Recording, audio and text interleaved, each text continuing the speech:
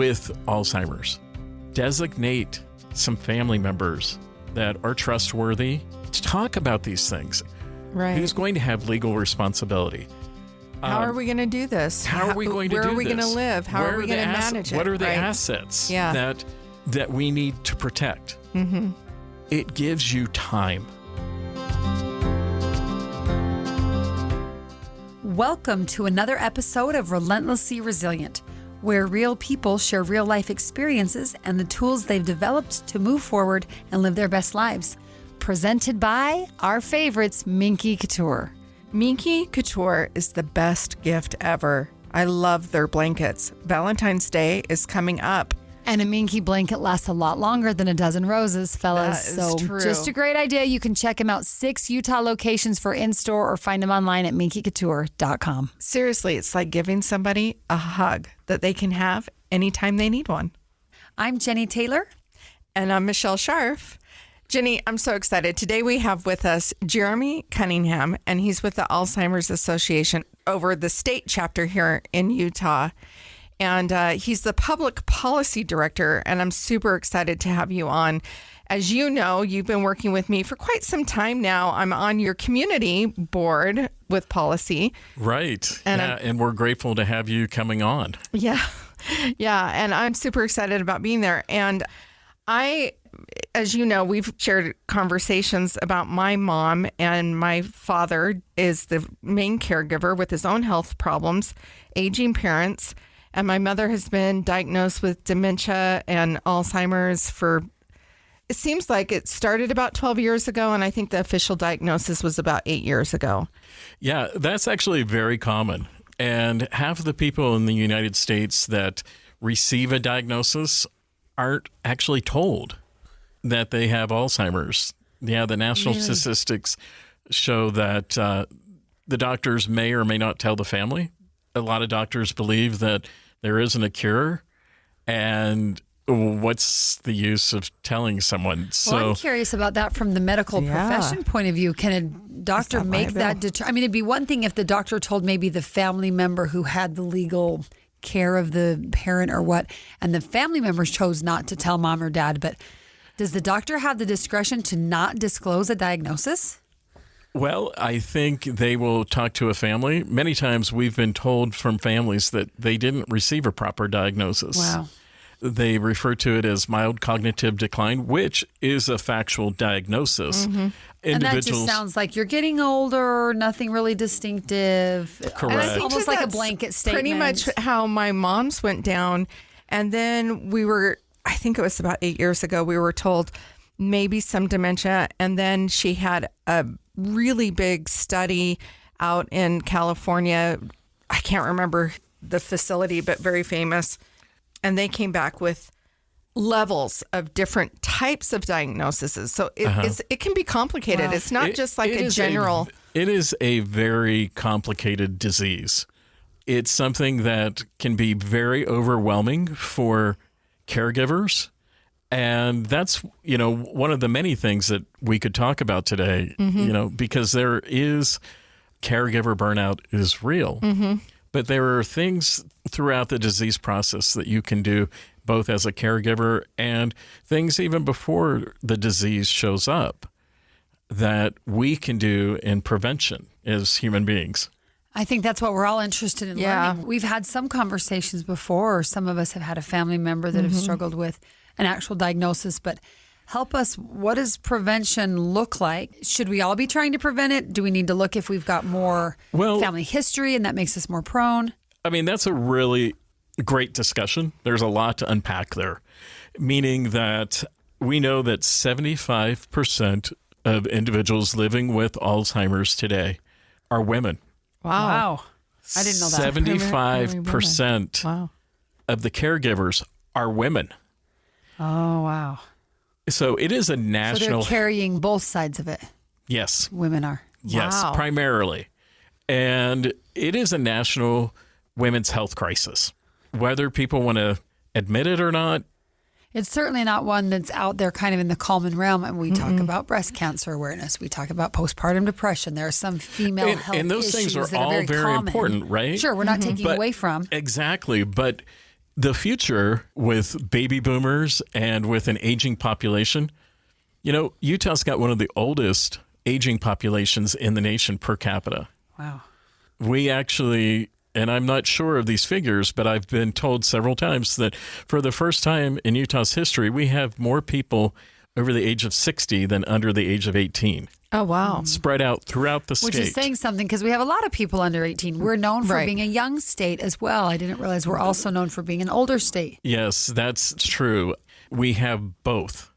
Some of the states like California and Florida and things, they just have an aging population.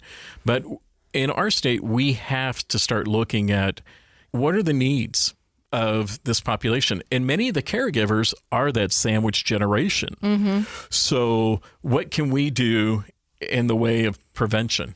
Yeah. There are a few things that we know are working. We know that if you're getting 8 hours of sleep a night, that is beneficial, anywhere from 7 to 8 hours of sleep a night. Yes. Because sleep actually... That sounds so simple. It does. And yet so difficult to attain. Well, and that's significantly impactful. And that's that sandwich generation that I want to jump into. Which is sad because you're talking about Gen Xers. We're talking about 50, us. Yeah, 50 and older. That's me. I am just now in menopause. I'm going to share that on the podcast. Another woman's health issue. Another women's health issue. So now I'm thinking I'm struggling with sleep. I have a mother with dementia. I am not in the situation to be the full-time caregiver. If I lived in the same state, I likely would be. But you're still part of that family plan to come up with. Yeah. So let's talk about that. Yeah. We're looking at men and women that are in their 40s or 50s. Many people still have children at home. And what do they do with mom or dad? Right? Yeah. So looking at that, as I said, there are a few things that we can be aware of. There are things that play into a diagnosis of Alzheimer's. High blood pressure, obesity, diabetes, chronic pain are just a few of the things that can play into a diagnosis of Alzheimer's. So let's talk about high blood pressure. If you can keep that top number below 135, you've cut your risk by half. Wow. And there is a genetic factor, right? There are families that just carry the gene in their family. Right. But if you get that top number below 135, you've cut your risk by half. Now, is that like through natural means, or is that even if you get it through medication? You could get it through medication. Okay. That is a huge reduction. That's a big reduction. It is. Yeah. Hearing loss. We've talked about that before. We know that once a person starts losing their hearing, that they start to isolate. They're not picking up sentences and words and things. So that isolates them a little more. And so it's important to keep up with your hearing loss. If you have hearing loss, I'm not condoning this. I'm neutral here, but you may want to look at getting hearing aids because the hearing loss, the messages that you're sending to the brain can get discombobulated, but also you're also isolating. People with hearing loss many times are more likely to withdraw from family, and that type of isolation is a contributing factor to That's the correct. Alzheimer's. Yeah. That's fascinating. And we saw during COVID connection. People that went downhill rather quickly with Alzheimer's because they were isolated from their families and their routines and things. So isolation is really important. So can I pause for a second here? And this might sound like a really obvious answered question, but define for me a diagnosis of Alzheimer's then. What is it if I have Alzheimer's? You're saying it can be related to my blood pressure. It can be related to my isolation. That feels more like a mental health type of thing. It's physiological. If I've got diabetes, I might more likely have it. I think we're all familiar with the concept of Alzheimer's. How do you define or diagnose it? What is it? So Alzheimer's is a brain disease. It's not a mental health syndrome or a mental health disease. It's actually a brain disease. And it is a buildup of amyloid plaque on the brain. Now, I can't tell you where it's going to hit in your brain or Michelle's brain, if you see one case of Alzheimer's, you've seen one case Okay. of Alzheimer's. And all the drugs that are coming out right now are amyloid plaque base. So they attack the amyloid plaque that's building up on the brain. They actually stop the amyloid plaque from building on the brain. And things like isolation and high blood pressure can contribute to the buildup of that plaque. Correct. Wow. Yeah. Interesting. And so when I'm looking at this, and I'm looking, I hate to admit it, but I'm also 50 something. And, because we're going about our lives and we're thinking, wow, we look good, right? Right. But at what point do you start thinking about the future? Mm-hmm. And so I'm taking steps in my life right now. Had I known about Alzheimer's in my 30s, I probably would have started taking steps earlier. For example, what you're eating. Mm-hmm. I always tell people the simplest thing you can do is change the way you eat. Get away from some of the carbohydrates. Everybody knows that we need carbohydrates in our life, right? Mm-hmm. You need a certain amount of good fat. Mm-hmm. But eat more Mediterranean style. Eat more fish, chicken, some beef, some pork. Notice how I said some. Right. Right? In my 20s and 30s, I would eat beef every day. I'm starting to eat more vegetarian now and more grains and things. And so looking at that, I'm wanting to not just lose weight, because I tell people if it's good for your heart, it's good for your brain. Wow. I'm actually carving out time to sleep now. I know, and somebody is the public policy director for a national organization. That's a big obstacle for me. Yeah. Especially during the legislative season. Sure. And we're building up to the legislative season now. Yeah. As we're looking at bills and things. It's not uncommon for Americans to work into the evening or to work until 11 o'clock at night. Well, especially in today's world where your phone doubles as your office and your computer and people can email or call at all hours. We've kind of moved away from that, hey, it's 5 o'clock, call me tomorrow. It just seems to go into forever. I'm guilty of that. Yeah. I'm guilty of that. Would you turn down a legislator calling it 10 o'clock at night because you're working on a piece of legislation? No, you'd answer it. No, you'd answer it. You absolutely answer it. Yeah. And same thing for that legislator, right? I mean, their health is at risk too. Right. But we're all doing this to each other. And we live in a 24-hour world now. We do. There's no slowing down. And so, nonstop. Especially for caregivers, we have to start creating time and a space because we live in a 24-hour world. And if we don't, it's going to be to our own detriment. Yeah. I mentioned that I'm going through menopause. This is the era of our age that we're in right now. So I can't sleep. It just started the last 2 weeks, just out of nowhere. I cannot sleep. I lay down, I fall asleep, and I immediately wake up, and I'm staring at the ceiling the entire night. So I called to get an appointment, but I have also started to do a variety of things to encourage sleep behavior. I set a timer to remind me at 9:30 to start winding down, to wrap up my day, and to get on to my bedtime at 10. So I'm really working on those things. It's really interesting. Like, we really do actually have to plan it because otherwise we are so busy. We get caught up in everything we're doing. I had a discussion about this just yesterday. This friend of mine said, I noticed that you eat kind of sporadic. And I'm like, what are you talking about? I eat really well. I cook all the time. I eat. Mm-hmm. Well, when I sat down and thought about it, yes, I cook. I cook healthy. But do I eat breakfast in the morning? Do I start taking phone calls from the East Coast and just jump at right 6:30 or 7:30 in the morning? Yeah. I don't have the typical work schedule, meaning I do go to work at 9 o'clock, technically. Right. But then you've been at work all morning. I've already been at work for 2 hours. Yeah. And, I also have had to start scheduling time where I'm turning off the phone and I'm listening to quiet music at 10 o'clock at night. To kind of help you To transition. Yeah. It's kind of a mental reset, right? It's trying to tell your brain it's time to unwind and sit down, which is what I've been doing. My point exactly. And it can be a really positive thing, right? Right. It can be. It's kind of a retraining, and it's kind of weird because it's like we did this with our children, and now we're having to do it with ourselves. Right. Exactly. So strange.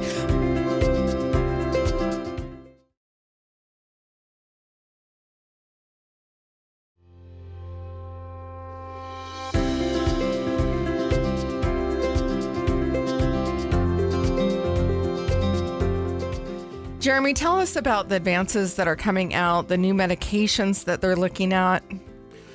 Sure. Let's talk about that. The most recent is a drug called lecanemab. And these medications just received full CMS, Centers for Medicare, Medicaid Services, approval this last July. Wow. It has been a long, hard fight. I started with the Alzheimer's Association just about 7 years ago. Okay. And we talked about the future. One day, everything was one day. One day, people will be able to go in because, up until the last 10 years or so, the only way you could get a proper diagnosis of Alzheimer's was postmortem. Oh, wow. Wow. And now we have PET scans, and we have doctors talking about living with the disease, and families are actually discussing this. So to see medications coming out, to see individuals in research studies, there's research studies going on around the United States. There's research studies going on around the world. The Alzheimer's Association is the third largest funder of Alzheimer's research in the world. Wow. Second only to the federal government, so the United States, and believe it or not, China. Oh, wow. But there's research studies happening in Israel. There's research studies happening in England. And so to see all these years of research coming together to look at these medications that attack the plaque buildup for Alzheimer's on the brain. Now, yes, the first drug, it was okay. Maybe not that great, but we're seeing a 40% reduction in disease with this third drug. Oh, wow. And what is that drug's name? Lecanemab. Okay. And is that preventative, or is it... So can you start it at any time? You can't start it at any time. It's for those that have been diagnosed with mild cognitive decline. So the first to middle stage of Alzheimer's. But to see a 40% reduction is huge. Yeah. So this is helping to prevent or...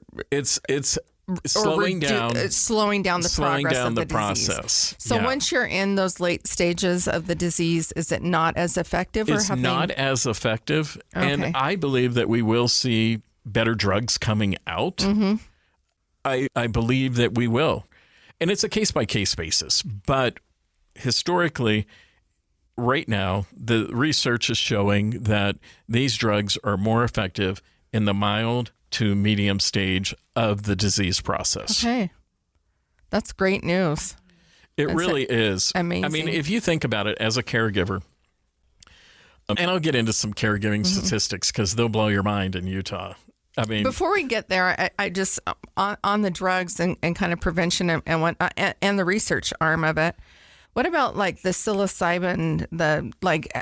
Are there any research that's coming out with that? Are they doing research on that? Because you're starting to see a lot more research coming out with mental, possible help with it, like depression or PTSD. But to that, I'm actually not familiar you're not aware with it. Okay, yeah, I just thought we'd cover it.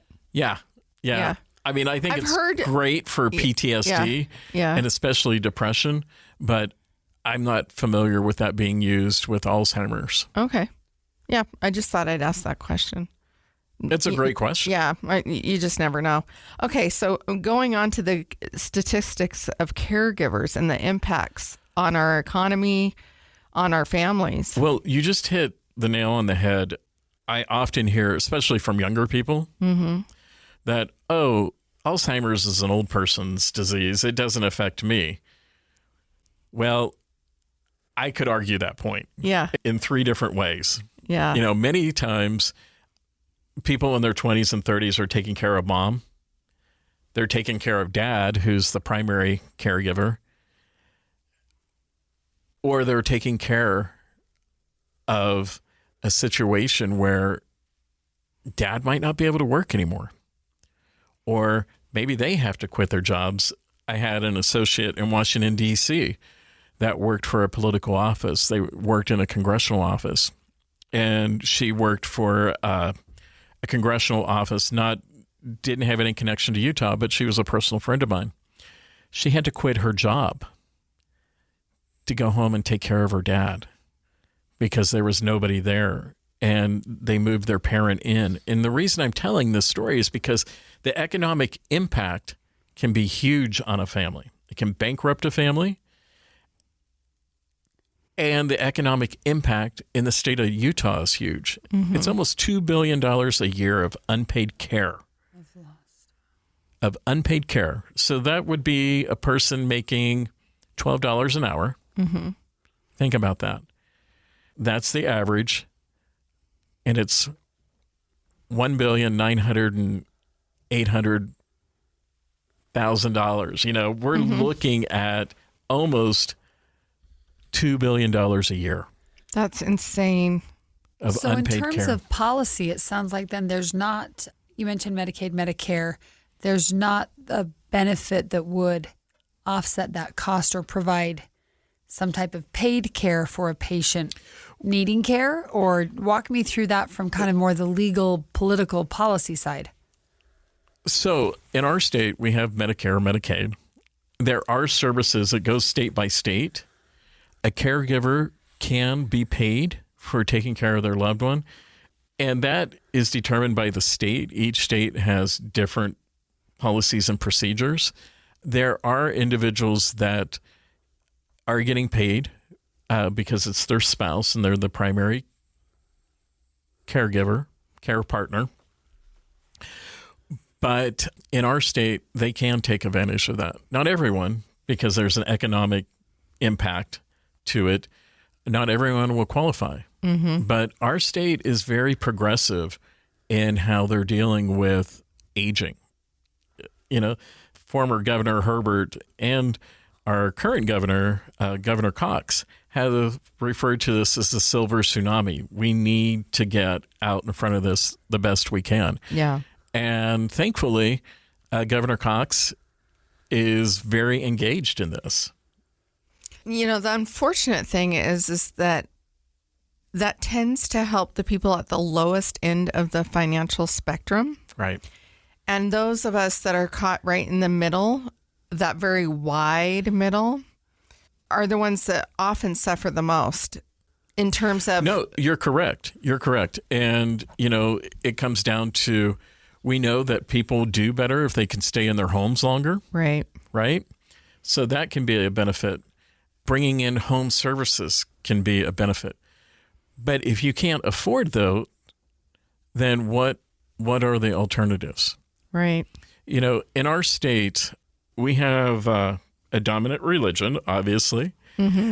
But having said that, we figure in an average congregation that there are 5 individuals living in that congregation, 5 to 10 living in that congregation with Alzheimer's or mild cognitive decline. And when you look at that, it takes generally 3 to 4 people to help that family.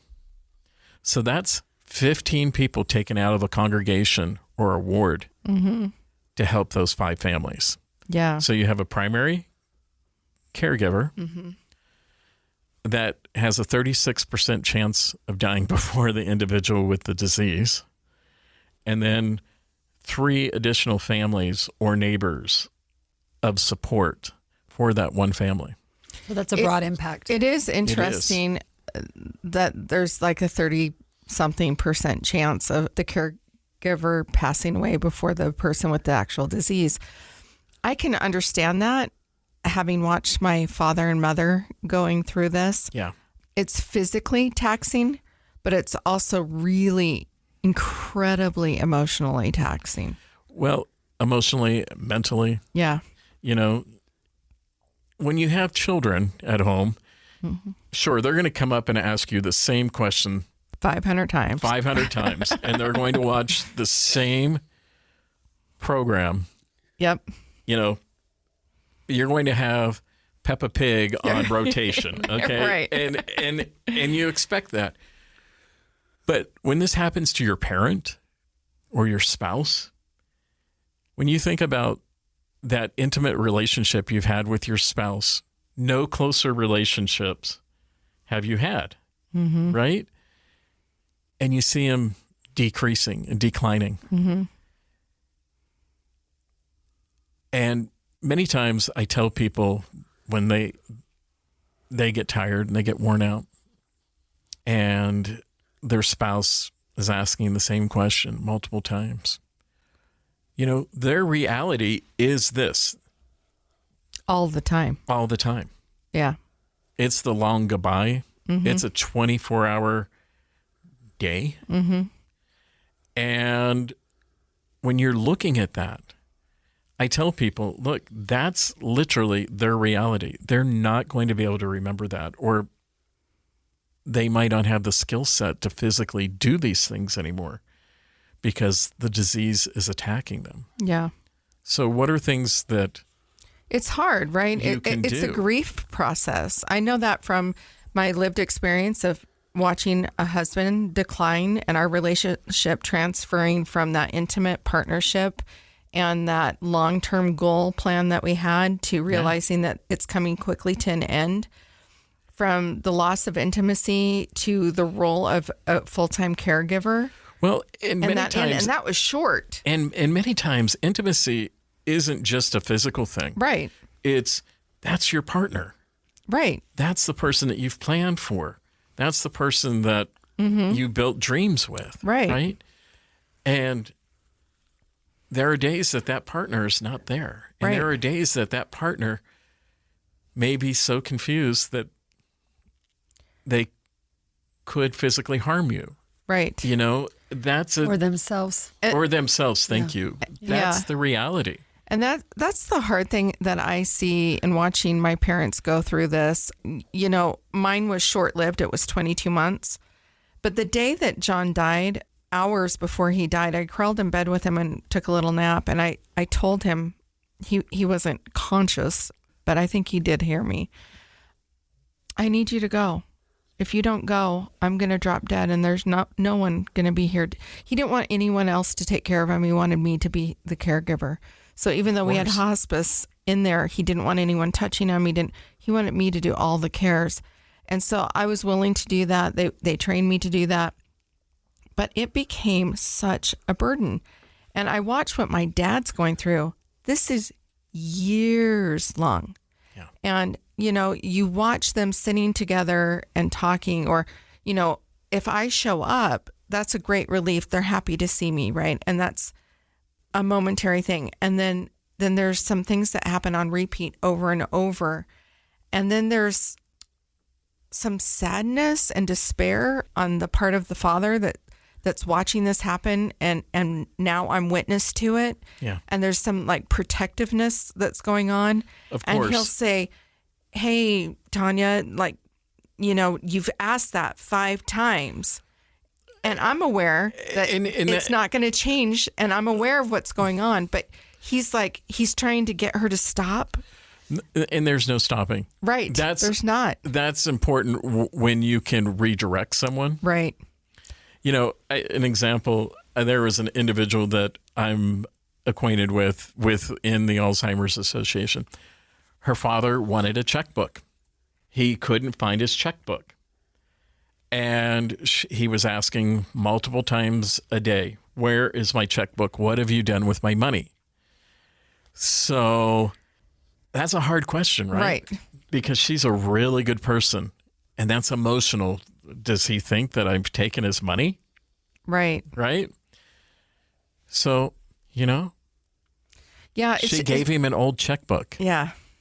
And she would write figures in the checkbook for him, in the ledger. She wasn't doing anything inappropriate, but you know what? It gave him a sense of security. And probably a sense of control, or Exactly. even if it was just imagined, right? It's just a sense of control for that moment. Yeah. This is such a great conversation. And these are hard conversations, and they're ones that people need to understand. And more of our population are going to experience this.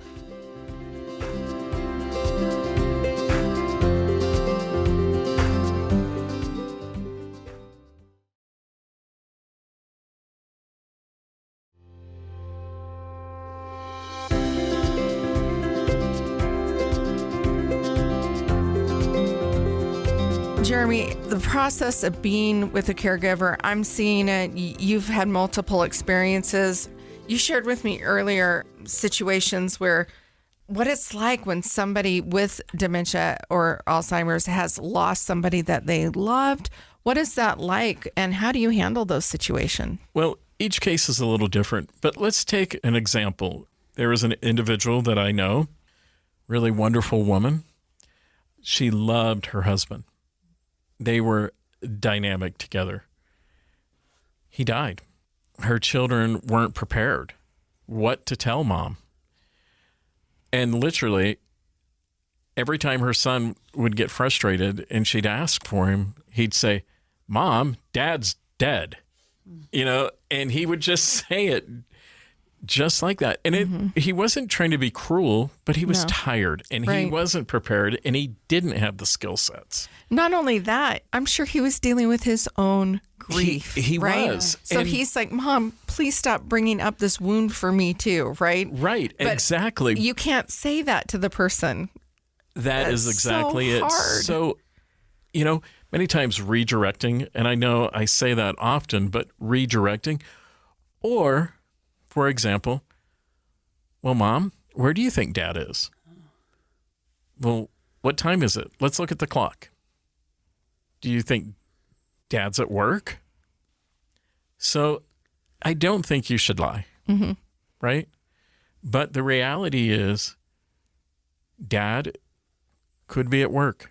Yeah. The routine was Dad went to work at 9 and came home at 5. Yeah.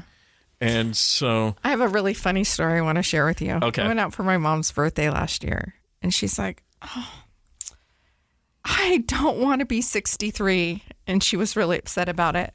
And my dad looked over at her and he said, "Tanya, you're 76. You're 76. We're 5 days apart." She goes, "I'm 76. She goes, "That's so old. I can't be." She goes, "Well, how old are you?" And he said, "I'm 76. We're 5 days apart. We always have been. I'm 76. And my mom started crying. She just couldn't accept that number. And I just thought, tell her she's 63. Who cares? I mean, the reality is, in her mind, she's 63. Right. Well, early in the day, she was 45. And I thought that was cute because that was younger than me. And I was just going along with it, you know? At 50-something, I don't think 45 is so cute anymore.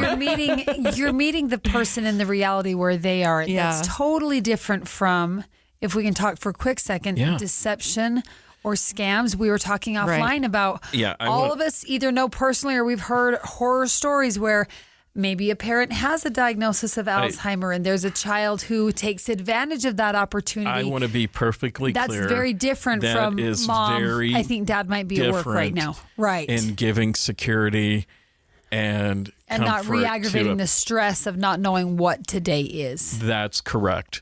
And that's one of the things Utah has led out on. I'm very proud of to say that Utah has some fraud bills in place for consumers and for aging adults, so that when and this is an example, this is something that actually happened. An individual, gentleman living in northern Utah, went to his bank and said, "I'm getting my house painted, and someone in his ward or his congregation was going to paint his house. They were going to paint his house for $50,000. Oh. So he's going to the bank to get cash to pay that? There are policies and procedures across the state now that would have stopped that. Because once those funds automatically leave an account and are digitally transmitted to another account, there's no going back. And so, and the person's the owner of the account. It's correct. It's his money, and if I'm the owner of the account, I don't want the teller telling me what I can or can't do with my money. Right. But and when you're in a different state of mind. That's right. And so there are policies and procedures. There's training, thankfully, for banks and credit unions. Have you seen a positive impact from these new policies? Yes. Okay, it's helping. It's working. It is. It is. Now, do we need to be getting that messaging out more? Sure. Can we do a better job? Yeah. Yes. Do we all know someone that has been the victim of such a scam? Yes, unfortunately. And I think about that because my parents, thankfully, are aging, but they're still in a place where they haven't been taken advantage of, but their friends have. And I think that's why it's really important as a caregiver to lighten the caregiver's load, but designate some family members that are trustworthy to talk about these things. And we talked about today the drugs. And I've had people go, oh, well, that will only give them 5 more years. Well, 5 years is a lot when you're thinking about it as a family. Yeah. How do we plan for mom or dad? Or how Especially do I plan if you for can my make that spouse? 5 years more comfortable, better quality of life. Well, That's a huge factor. it's a huge factor, but also it gives you time to get a game plan together. Who's going to be mom or dad's power of attorney? Right. Who's going to have legal responsibility? How are we going to do this? How are we going to do this? Where are we going to live? How Where are we going to manage it? What are the Right. assets Yeah. that we need to protect? You know, I'm not here to dictate anyone's financial plans, but these are discussions that we need to be having with our family members. Yeah. And we need to be as helpful as we can. I want to ask, I'm glad you're saying that there's these policies in place to help reduce fraud or protect from fraud. Are there any steps someone can take if they feel their loved one has been frauded or scammed? I know you said once the money leaves the bank, it leaves the bank. I understand that. Is there something someone could do if a family member or friend or someone has somehow managed to deceive a patient with Alzheimer's and take their money or redirect their money? Is there a legal step that family member could take, or is it just if you fell for the scam, it's over, and so we're trying to prevent the scam so it doesn't ever happen? Well, often in situations like this, especially dealing with age, it's committed by a family member or someone that Too often, I would say. too often. Yes. And so there are legal recourses. You can look at your That's the word I was state, looking for. contact the Attorney General's office. There's a whole division on aging. You can contact APS. What's that? Sorry? APS? APS is Adult Protective Services through the state of So Utah. just as you would have for a child, you would have for an adult in a diminished capacity. Okay. That's correct. And then if an individual is living within a care center community, you know, it's really important to be having discussions with the care center, with the long-term care center or assisted living. These are discussions that we don't think about, but we need to start making. We wish we didn't have to think about, but we all know, again, we all know or know of someone who has been mistreated this way. And it's just so heartbreaking to see a life's earnings redirected or misdirected or just absconded with and gone. Yeah. You know, from the year 2020, there were 34,000 Utahns living with Alzheimer's. By 2025, that number is going to go up to 42,000. Wow. We're looking at several different things.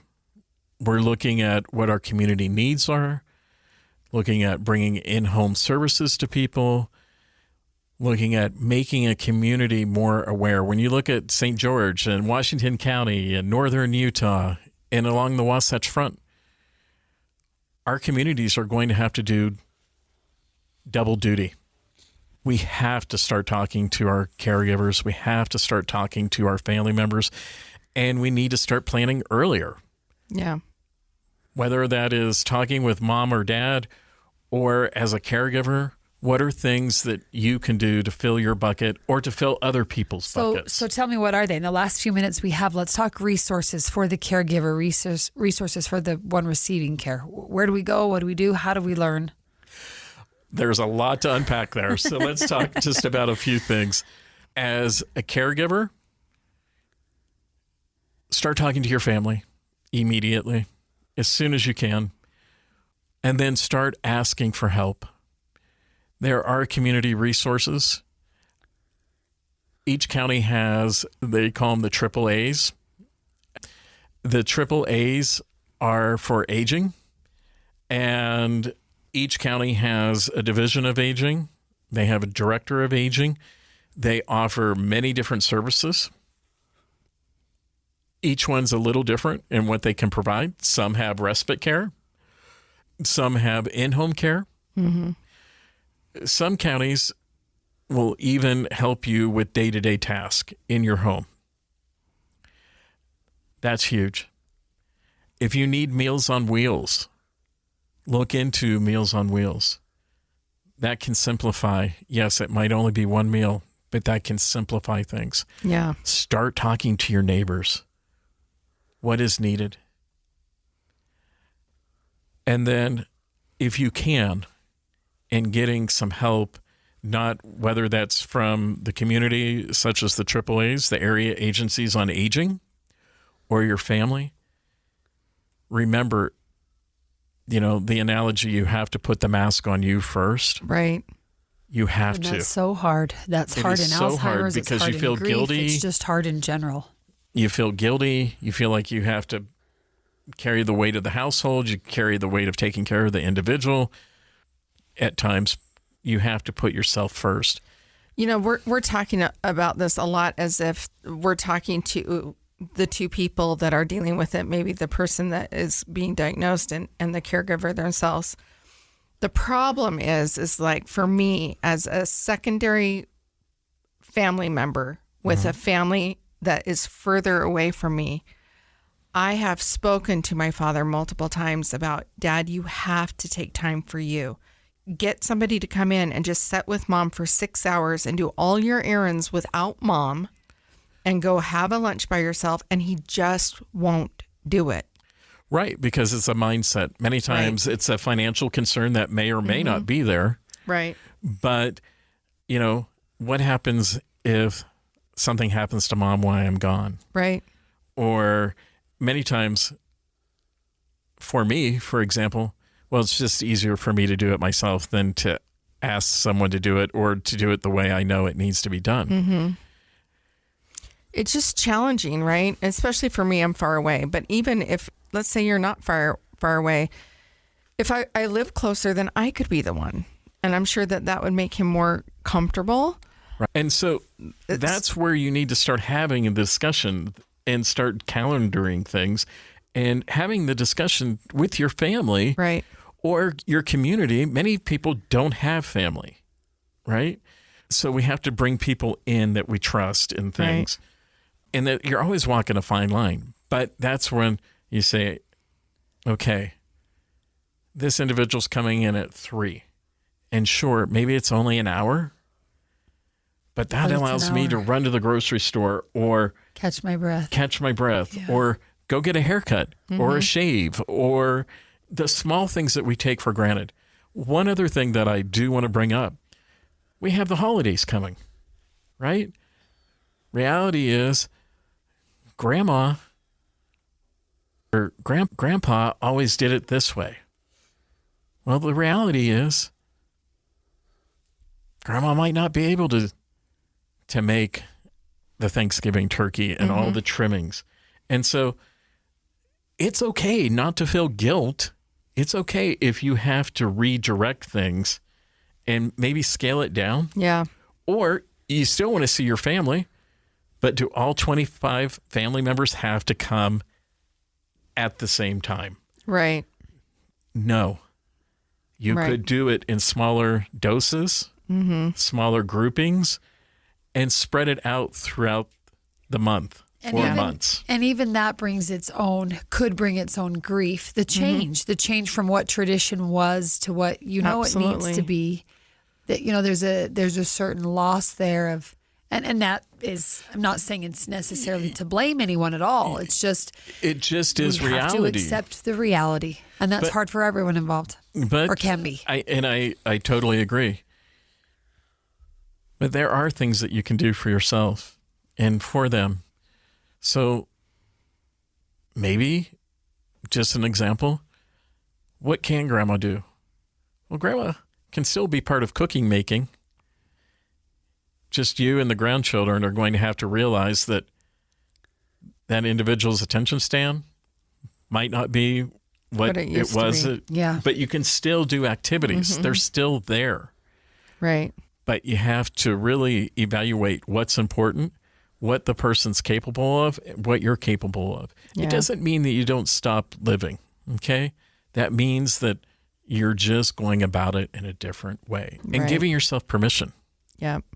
Which, on that note, I think it's a good note to close up on. Resilience is all about claiming, acknowledging what the situation is, and being able to make a plan and moving forward with honesty, with being honest with yourself, with some degree with of acceptance of the reality. The acceptance whether you like it or not, it is reality. Yeah. Well, and I find that the acceptance, many times, there's a lot of freedom to that in giving yourself permission to feel a certain way and know that eventually this person is not going to be there. Yeah. Jeremy, thank you so much for coming on today. Before we leave, we ask all of our guests, what does resilience mean to you? Living to fight another day, and not just living to fight, okay? Oh. Did I get out of bed today? And if I did I make my bed?